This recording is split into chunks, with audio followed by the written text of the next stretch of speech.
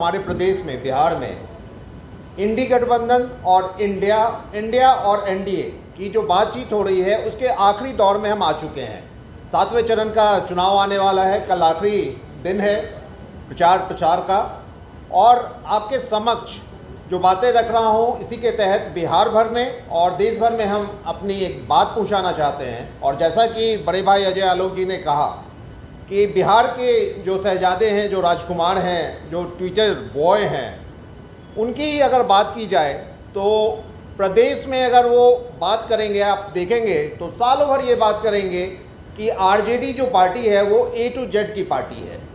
लेकिन जैसे ही चुनावी मौसम आएगा तो ये सारे अल्फ़ाबेट भूल करके MY तक सीमित हो जाएंगे। और वो भी Y भी जो सीमित होते हैं वो अपने परिवार तक ही सीमित हो जाते हैं। और हर चुनाव में आप देखेंगे कि इनके परिवार के एक सदस्य और बढ़ जाते हैं पार्लियामेंट्री इलेक्शन के लिए, या फिर वो असेंबली में या फिर पार्लियामेंट में।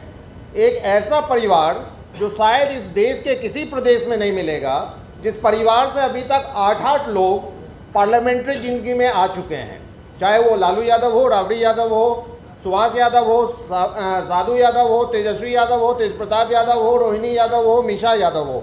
8-8 लोग एक ही परिवार के हैं और ये यादवों के मसीहा बने हुए हैं। लेकिन जब जब यादव को आगे करने की बात आएगी तो आपने हाल फिलहाल में ही देखा किस तरह से केडी यादव जैसे एक कार्यकर्ता को तेज प्रताप जी ने सरेआम मंच से धकेला, पिटाई की। इससे पहले आप लोगों ने देखा कि सनोज यादव जैसे एक कार्यकर्ता को किस तरह से बेरहमी से तेज प्रताप यादव ने पीटा। तो दरअसल इन्हें यादव भी वैसे ही चाहिए जो इनके पीछे रहें, इनके झोला झपटा को उठाएं, इनके लिए बस जिंदाबाद का नारा लगाएं।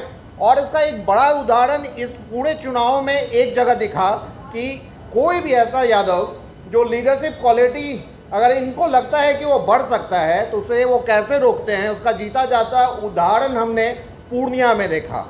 हालांकि पूर्णिया में भी पप्पू यादव जी हार रहे थे, लेकिन तेजस्वी यादव जिस प्रकार से एक कोई यादव लीडर ना उभर जाए, वहाँ जाके यहाँ तक अपील कर दिया उन्होंने कि एनडीए को वोट कर दो।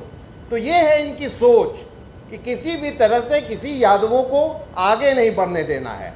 और साल भर A to Z और चुनाव के मौसम में MY। ये फर्जी समाजवाद इसी को कहते हैं। ये लोग कहते हैं कि हम समाजवादी हैं।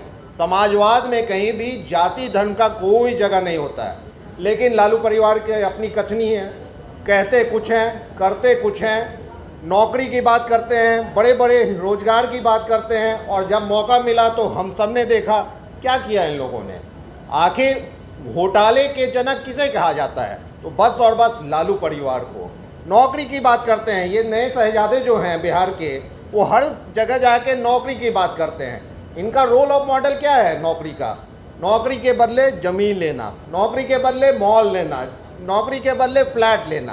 तो दरअसल में ये कमाई का अड्डा बनाए हुए हैं राजनीति को। और जो सच्चाई है कि बिहार की जनता हो या देश की जनता हो, सबने देखा है इन लोग को, परखा है इन लोग को, और सबने माना है कि कोई एक विकल्प है तो वो एनडीए है। और एनडीए के एक चेहरा जो इस देश को बदल रहे हैं, विकास के पटरी पे ला रहे हैं, विश्व में अपना स्थान बना रहे हैं भारत का, तो वो एक शख्सियत है, वो है आदरणीय प्रधानमंत्री श्री नरेंद्र मोदी जी।